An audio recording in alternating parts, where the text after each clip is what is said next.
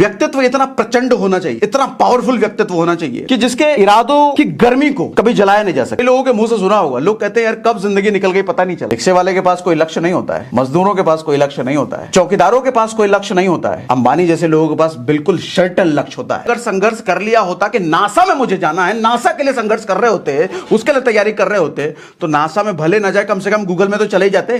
आपका संघर्ष ही अगर छोटा है तो जिंदगी भर छोटी चीज ही पाओगे ना। दुनिया में कोई भी चीज को अगर नया रूप लेना है तो उसको जलना पड़ता है।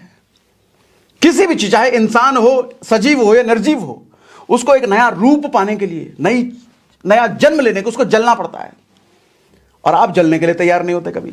आपकी व्यक्तित्व का यूं कहो तो निर्माण कर देती है। और बुद्धि किस चीज से डेवलप होती है? तो वो होती है ज्ञान से, यानी कि एजुकेशन से, यानी कि नॉलेज। किस तरह के नॉलेज और किस तरह की एजुकेशन आपकी है, उसी तरीके की आपकी बुद्धि डेवलप होती है और वैसी बुद्धि के हिसाब से आपका पर्सनालिटी बनता है। जैसे महाभारत में अगर दुर्योधन की बुद्धि कहो तो उसके बुद्धि का सोर्स क्या था? शकुनी ही तो उसको ज्ञान देता था। उसको द्रोणाचार्य वगैरह से ज्ञान नहीं मिला तो सब कुछ, लेकिन उसने ज्ञान कहां से लिया? शकुनी से। तो शकुनी से ज्ञान लिया तो उसी के हिसाब से उसकी बुद्धि बनी और वैसी ही उसकी व्यक्तित्व, वैसी ही उसकी पर्सनैलिटी बनती चली गई। ठीक इसी तरीके से अर्जुन ने ज्ञान किससे लिया? द्रोणाचार्य से, फिर कृष्ण से। तो वहां से उसने बुद्धि को अपने एम्पावर किया। उसके बुद्धि के एम्पावरमेंट का सोर्स द्रोणाचार्य थे, कृष्ण थे। तो उस हिसाब से उसकी बुद्धि और उस हिसाब से बुद्धि के हिसाब से उसका पर्सनालिटी यानी कि व्यक्तित्व बनता है। और आदमी का जिस तरह का व्यक्तित्व होता है इसी तरीके से वो बिहेव करता है, उसी तरीके से उसके काम होते हैं। तो विवेकानंद ये कहना चाहते हैं कि नॉलेज एजुकेशन का मेन पर्पस जो होना चाहिए, एक व्यक्तित्व का निर्माण होना चाहिए। व्यक्तित्व इतना प्रचंड होना चाहिए, इतना पावरफुल व्यक्तित्व होना चाहिए कि जिसके इरादों की गर्मी को कभी जलाया नहीं जा सकता, जिसे किसी ठंड से जमाया ना जा सके, पर्वत भी जिसका रास्ता न रोक सके और नदियां भी जिसे कभी बहा ना सके और मौसम भी जिसके इरादों को कभी बदल ना सके। एक ऐसा व्यक्तित्व निखर कर प्रचंड रूप में सामने आना चाहिए। यह पर्पस होता है किसी भी एजुकेशन, किसी भी ज्ञान प्रणाली का। इन सब के बाद जब एक व्यक्तित्व निखर करके आता है तो व्यक्तित्व को समृद्ध बनाने के लिए उस व्यक्तित्व में लक्ष्य की जरूरत होती है, क्योंकि लक्ष्य ही तय करती है कि आपके जीवन को आप किस डायरेक्शन में कहां तक लेकर के जाओगे। लक्ष्य जब इंसान की जिंदगी में नहीं होता ना तो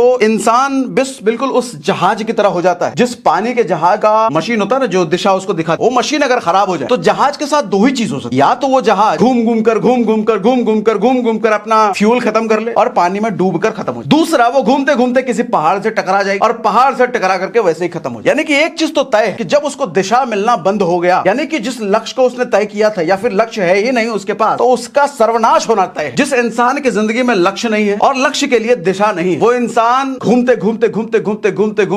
कब मौत के करीब आकर के जिंदगी त्याग देता है, जान निकल जाती है उसकी, उसे खुद भी नहीं पता चलता। कई लोगों के मुंह से सुना होगा, लोग कहते हैं यार कब जिंदगी निकल गई पता नहीं चला, कब हम 50 के हो गए पता नहीं चला, कब हम 60 के हो गए पता ही नहीं चला। मेहनत सब कोई कर रहा है, मेहनत तो रिक्शा वाला भी कर रहा है और मेहनत अंबानी भी कर रहा है, मेहनत मजदूर भी कर रहा है, मेहनत तो एलॉन मस्क भी कर रहा है। लेकिन मजदूर के मेहनत का रिजल्ट क्या निकलता है? रिक्शे वाले के मेहनत का आउटपुट क्या निकलता है? वो रिक्शा वाला क्या कभी रिक्शे वाले के लेवल से ऊपर उठ पाता है? वो मजदूर क्या कभी मजदूर के लेवल से ऊपर उठ पाता है? पूरी जिंदगी मेहनत करने के बावजूद वो पहुंचा कहां? कहीं भी नहीं। तो आपको नहीं लगता कि बिल्कुल उस जहाज का एग्जांपल इस मजदूर या रिक्शे वाले पर बिल्कुल फिट बैठता है? और एलॉन मस्क की अगर बात करो, अंबानी की बात करो, या जितने सफल लोग आप देखते हो, उनकी भी मेहनत जिंदगी भर चलती है, लेकिन उनकी मेहनत की वजह से वो हर साल, हर महीने, हर 5 साल बाद, हर 10 साल बाद कहीं ना कहीं पहुंच रहे होते। मेरा आपसे सवाल ये है, आप भी मेहनत कर रहे हो, बात मैं जानता हूं, आप मेहनत करके पहुंचना कहां चाहते हो और आपको क्या यकीन है कि आपकी मेहनत आपको वहां पहुंचा देगी? क्या इतनी मेहनत आप कर पा रहे हो?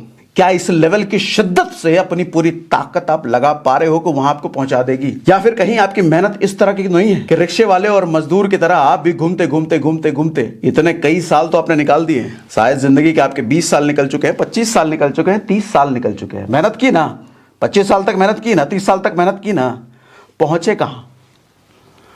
क्या जहां पहुंचना चाहते थे वहां पहुंच गए हो? रिक्शे वाले के पास कोई लक्ष्य नहीं होता है, मजदूरों के पास कोई लक्ष्य नहीं होता है, चौकीदारों के पास कोई लक्ष्य नहीं होता है, अंबानी जैसे लोगों के पास बिल्कुल सर्टेन लक्ष्य होता है, एलॉन मस्क जैसे लोगों के पास सर्टेन लक्ष्य होता है, सुभाष चंद्र बोस के पास लक्ष्य था, गांधी जी के पास लक्ष्य था, भगत सिंह के पास लक्ष्य था, विवेकानंद जी के पास लक्ष्य था और ये पहुंचे। दुनिया में आप कोई भी ऐसा आदमी देख लो, जिस आदमी का नाम हम ले रहे हैं, जिस आदमी को दुनिया जानती है, सर वो लक्ष्य के लिए काम करता था और उसका व्यक्तित्व, उसका पूरा एक एक रोम रोम उस लक्ष्य को समर्पित था, तभी वो लक्ष्य को हासिल हासिल भी कर पाए। नहीं मानते हो आप? मानते हो ना? लक्ष्य क्यों जरूरी है? बेसिकली ना, आदमी का लक्ष्य आपको सही चीज के लिए संघर्ष करना सिखाता है। मेरी बात ध्यान से सुनना, मैं जो समझाना चाह रहा हूं अभी। आदमी का सही लक्ष्य उसको सही चीजों के लिए संघर्ष करना सिखाता है। संघर्ष से कभी नहीं बच सकता, कोई भी नहीं बच सकता, ये बात तो तय है ना। चाहे मजदूर का एग्जाम्पल लो, अंबानी का एग्जाम्पल लो, किसी का भी एग्जाम्पल लो, संघर्ष से कोई नहीं बच सकता। राम का एग्जाम्पल लो, कृष्ण का एग्जाम्पल लो, पैगंबर का एग्जाम्पल लो, किसी का भी एग्जाम्पल लो, ईसा मसीह का एग्जाम्पल ले लो, संघर्षों से कोई नहीं बचा। हम भी नहीं बच सकते, आप भी नहीं बच सकते, ये बात तो तय है ना।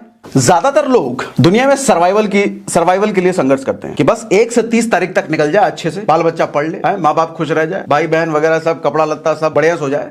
तो ज्यादातर लोगों की लड़ाई सिर्फ सर्वाइवल के लिए होती है। तो जब लक्ष्य ही 50,000 रुपए का है तो आपका संघर्ष भी 50,000 रुपए के लिए ही होगा ना। अगर मर्सिडीज के लिए संघर्ष करोगे तो मर्सिडीज ही आएगी ना। लेकिन अगर संघर्ष ही सर्वाइवल के लिए है, सिर्फ 20-25 हजार रुपए के लिए संघर्ष है, तो हासिल भी तो 20-25 हजार ही होगा। कॉलेज में आप लड़कों को देखो, आजकल के कॉलेज में लड़कों के संघर्ष किस चीज के लिए? आकर्षक लड़कियों के लिए। तो फिर वही लड़के जब कॉलेज से निकलते हैं तो एसएससी का एग्जाम करते हैं, 10,000 15,000 की नौकरी के लिए दर दर भटकते हैं वही लड़के। अरे कॉलेज में ही उन लड़कों ने अगर संघर्ष कर लिया होता कि नासा में मुझे जाना है, नासा के लिए संघर्ष कर रहे होते, उसके लिए तैयारी कर रहे होते, तो नासा में भले ना जाए, कम से कम गूगल में तो चले ही जाते।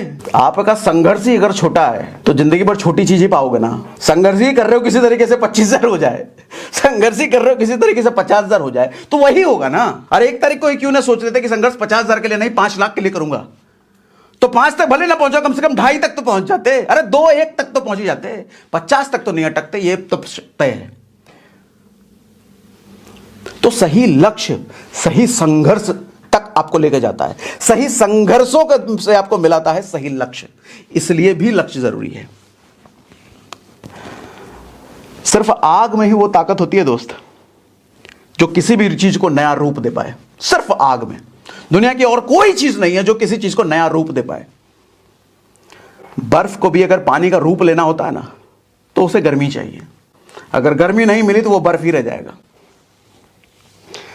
तो अपने आप को मेहनत की आग में कुछ इस तरीके से क्यों नहीं झोंक देते कि आपका सारा आलस, आपकी सारी कमजोरी जलकर राख हो जाए उस आग में, और आप फिर वहां से जल करके सोने की तरह निखरते हुए निकलो।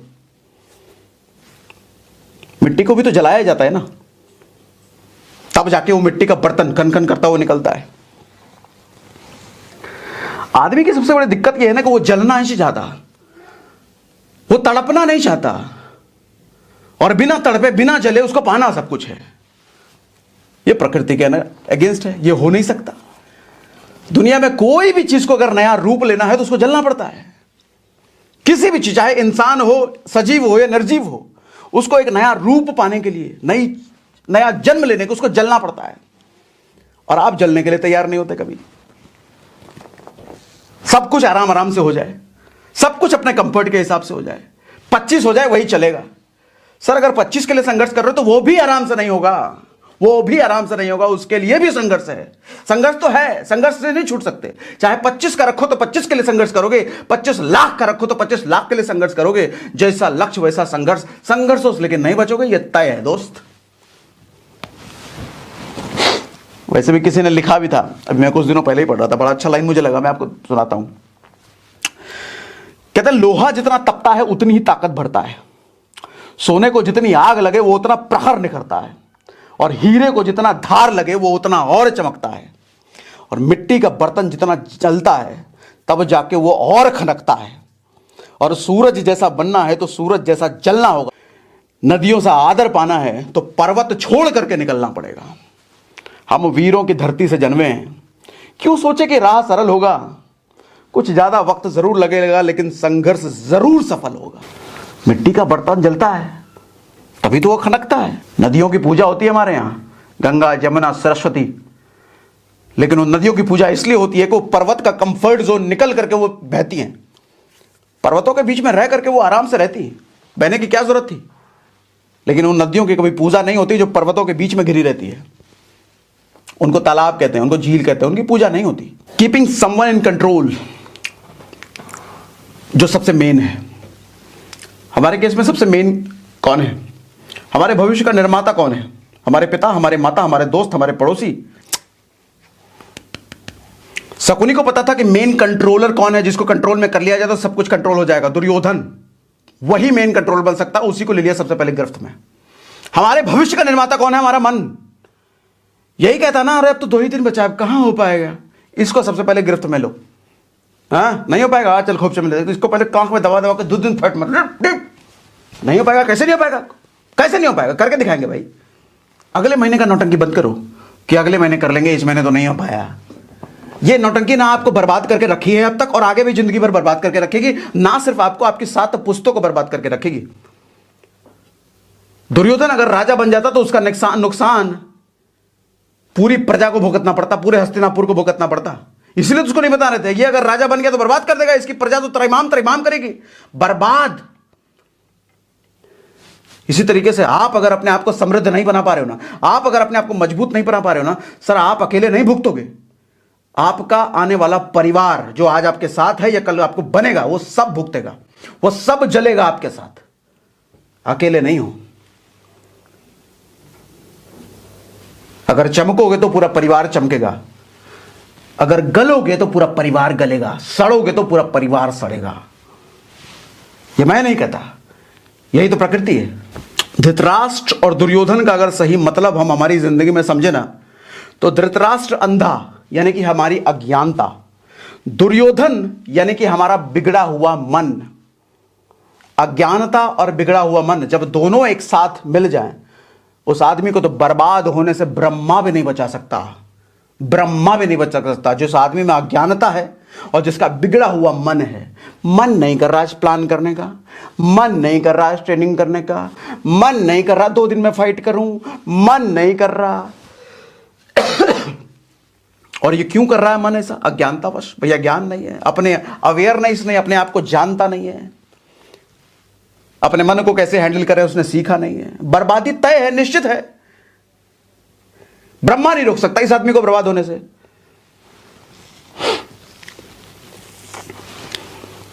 कमजोर आदमी को हमेशा यह लगता है कि जो काम मैं नहीं कर सकता ना, वो कोई भी नहीं कर सकता। महाभारत में जब द्रौपदी का स्वयंवर हुआ था ना, तो स्वयंवर में प्रतियोगिता रखी गई थी और अलग अलग राजाओं को बुलाया गया था। और प्रतियोगिता इस चीज की थी कि मछली को ऊपर रखा गया है और मछली मूविंग है, ऐसे ऐसे मूव कर रही है मछली ऊपर, और नीचे पानी है। तो पानी में जो मछली की छाया बन रही है, उस छाया प्रतिबिंब को देखते हुए मछली की आंख भेदनी है। यह था प्रतियोगिता। मतलब आपको देखना नीचे है पानी में और तीर ऊपर चलाना है, और तीर भी कहां लगे? उस घूमती हुई मछली के सीधा आंख में लगे। तो दुर्योधन ने जब ये सुना ना, वो कहता कोई कर ही नहीं सकता भाई, ये तो कोई कर ही नहीं सकता, ये हो ही नहीं सकता। दुर्योधन ने चिल्लाना शुरू कर दिया, कैसे रख दिया, हो ही नहीं सकता, कोई कर ही नहीं सकता। लेकिन जब अर्जुन आया उसने कर दिया। तब हर कमजोर आदमी यही करता है जो दुर्योधन ने किया। क्या रे, ये तो अलग है। अरे अपनी नाकामी का हम कारण ढूंढने लग जाते हैं, और नाकाम लोगों की फौज भी तैयार कर लेते हैं। दुर्योधन ने तुरंत नाकाम लोगों की फौज तैयार कर ली। जितने भी राजा थे उन सबसे भी नहीं हो पाया था, दुर्योधन से भी नहीं। तो दुर्योधन ने तुरंत चाल चली, सारे राजाओं को दोस्त बनाया, बोला ये आदमी हम लोग की बेइज्जती कर दी, हमारे सामर्थ्य का इसने बेइज्जती कर दिया, बताओ। और सारे लग गए उसको मारने के लिए कि मारिए देंगे अर्जुन को, हमारे सामर्थ्य का इसने बेइज्जती कर दिया है। क्यों? कहे कि हम नहीं कर पाए, ये कैसे कर दिया भाई, मतलब बेइज्जती कर दिया। हम भी तो यही करते हैं, 2 दिन बचे हैं, अगर नहीं हो पाया गोल तो कारण ढूंढने लग जाते हैं, नहीं हो रहा, नहीं हो रहा, नहीं हो रहा, नहीं हो सकता, नहीं हो सकता, नहीं हो सकता। और फिर ढूंढने लग जाते हैं हमारी तरह और कौन कौन है जो 2 दिन पहले गिव अप कर चुका है। अच्छा तू भी गिव अप, बहुत बढ़िया। तू भी गिव अप कर दिया, बहुत बढ़िया। तू भी हारा हुआ, बहुत बढ़िया। तू भी निकम्मा मेरी तरह, बहुत बढ़िया। तू भी चोर मेरी तरह, बहुत बढ़िया। तू भी कोढ़ी मेरी तरह, बहुत बढ़िया। सर्किल बन गया, उसको तसल्ली मिल जाता, हा, मेरा सर्किल बन गया, निकम्मों की फौज तैयार हो गई है। ये नहीं देखोगे कि कोई अभी भी लगा हुआ है 2 दिन पहले भी, वो नहीं हारा है, उसको तो दुश्मन मान लोगे ना, वो एक्सेप्शन है, उसका तो सब कुछ बढ़िया होगा, उसका परिवार में पैसा होगा, उसके माँ बाप सपोर्ट करते होंगे, उसका सब कुछ बढ़िया होगा, सिचुएशन बढ़िया होगा, उसके साथ कोई तकलीफ नहीं होगा, इसलिए वो कर पा रहा है। मेरे साथ तो बहुत तकलीफ है, देखो मैं अकेला नहीं हूं, इतने सारे लोगों के साथ बहुत तकलीफ थी, इसलिए नहीं कर पा रहे। निकम्मा आदमी, कमजोर आदमी, हमेशा उसको यही लगता है कि जो मैं नहीं कर सकता कोई नहीं कर सकता, और जिसने कर लिया उसके साथ सब कुछ अच्छा था इसीलिए उसने कर लिया। मेरे वाली समस्या उसके साथ थी नहीं ना, इसलिए उसने कर लिया। मेरा वाला समस्या उसके साथ होता तो वो भी नहीं कर पाता।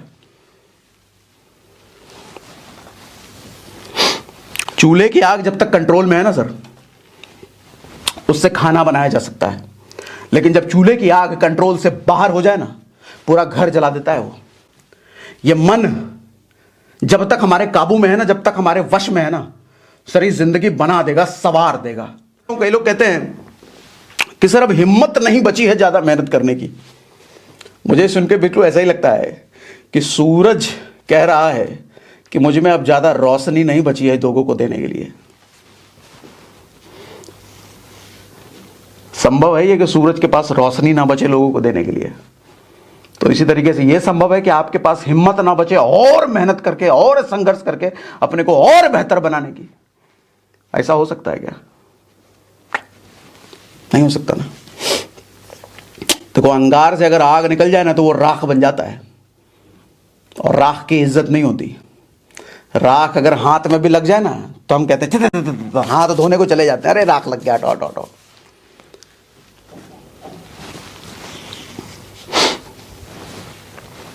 महाभारत में जब पांडवों को अलग किया गया था ना हस्तिनापुर से, उनको खांडव प्रस्थ दिया गया था कि भाई जाओ अपना वहां नगर वहां बसाओ।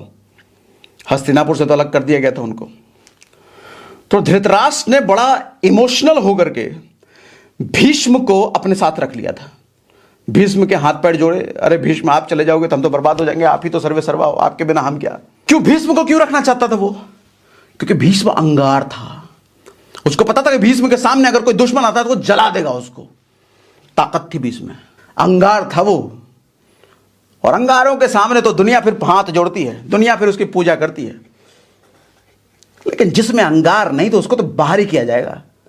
उसको तो फिर झाड़ू मार के बाहर निकाल दिया जाता है, अरे किसी काम में झाड़ू मारो निकालो, राख हो गया ये। लेकिन जब तक अग्नि है, यज्ञ में भी देखा होगा ना, जब तक वो अग्नि प्रज्वलित हो रही है हाथ जोड़ के खड़े रहते हैं। लेकिन जिस वक्त अग्नि खत्म हो जाती है, अंगार चला गया, वो सिर्फ राख बचा, उसको झाड़ू मार के अलग कर दिया जाता है।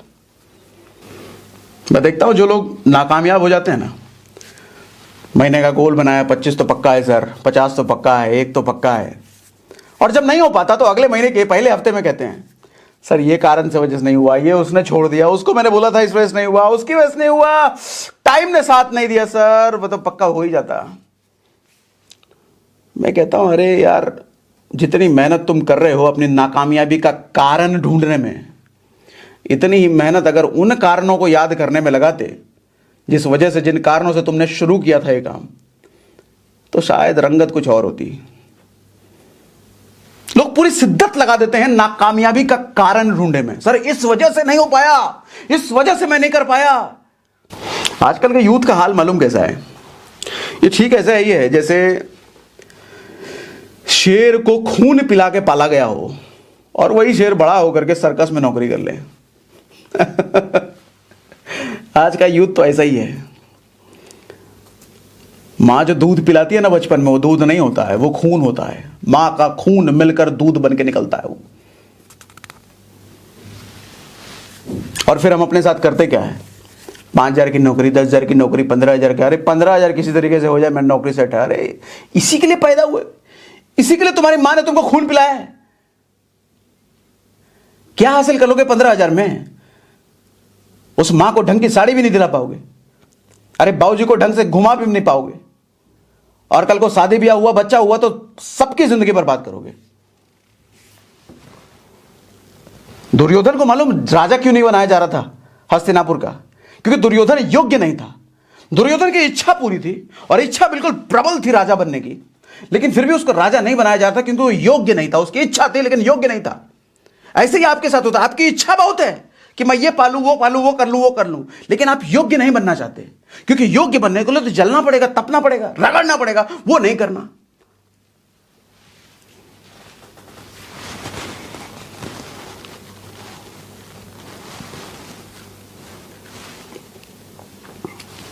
जो लायक हो, वो जिसका लायक हो वही तो मिलेगा। श्री कृष्ण ने कहा भी है कि आपको वो नहीं बनता मिलता जो आप मांगते हो।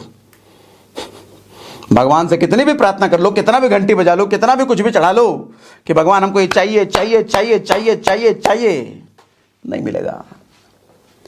क्योंकि भगवान भी कहते हैं कि तेरे को दूंगा वही जिसके तू लायक है। जिसके तू लायक नहीं वो तो दूंगा ही नहीं, चाहे तू पटक पटक के यहीं मर जा, यहीं मर जा, रगड़ ले अपने आप को, नहीं दूंगा। तू लायक बन जा, इधर मंदिर आ भी मत, लेकिन दे दूंगा। और दे क्या दूंगा, तू खुद पालेगा। महर्षि भृगु उन्होंने कहा था कि जब इंसान का भाग्य दुर्भाग्य में बदल जाए ना, तो एक विकल्प है जिसकी वजह से वो दुर्भाग्य को वापस सौभाग्य बना सकता है। वो एक ही विकल्प है, और वो विकल्प पूरी दुनिया में हर इंसान के पास है। वो विकल्प है कर्म। कर्मों के द्वारा कितने भी दुर्भाग्य को सौभाग्य में बदला जा सकता है। यह महर्षि भृगु ने कहा है, दुनिया के धरती के पहले ऋषि। हमारी तो किस्मत खराब है सर। मैं जब भी कुछ करने जाता हूं ना, मैं जब भी अच्छा कुछ करता हूं ना, मेरा तो फूफा का लड़का मेरे घर पे आके बैठ जाता है। अरे मैं जब भी कुछ अच्छा करने, मेरा बाइक पंचर हो जाता है। मैं जब भी कुछ अच्छा करने जाता हूं, ये हो जाता है। बहुत बहुत मेहनत लगाते हो यार अपनी नाकामयाबी का कारण ढूंढने में। इतना आसान नहीं होता नाकामयाबी का कारण ढूंढने में। इतनी शिद्दत से थोड़ी मेहनत कर लेते ना, रंगत कुछ और होती। अब मुझे पता है अभी 2 दिन बचे हैं क्लोजिंग में। 2 दिन में कारण रेडीमेड तैयार हो चुका होगा बहुत लोगों का, एकदम रेडीमेड कारण है। सर इस वजह से नहीं हो पाया, इस वजह से नहीं, इस वजह से नहीं। अरे नौटंकीबाज, 2 दिन बचे हैं अभी। सर कहते हैं गुस्सा नहीं करना चाहिए। मुझे वो आदमी बिल्कुल पसंद नहीं है जिस आदमी में गुस्सा नहीं है, जिस आदमी में एग्रेशन नहीं है, और होना भी नहीं चाहिए। मुझे लगता है यही सही है। हर आदमी में क्रोध होना चाहिए, हर आदमी में गुस्से का एटीट्यूड होना चाहिए। जो आदमी गुस्सा नहीं हो सकता, जिस आदमी में एग्रेशन नहीं है, उसमें बदले की भावना नहीं होती है। जिस आदमी में बदले की भावना नहीं है वो कभी चाणक्य नहीं बन सकता।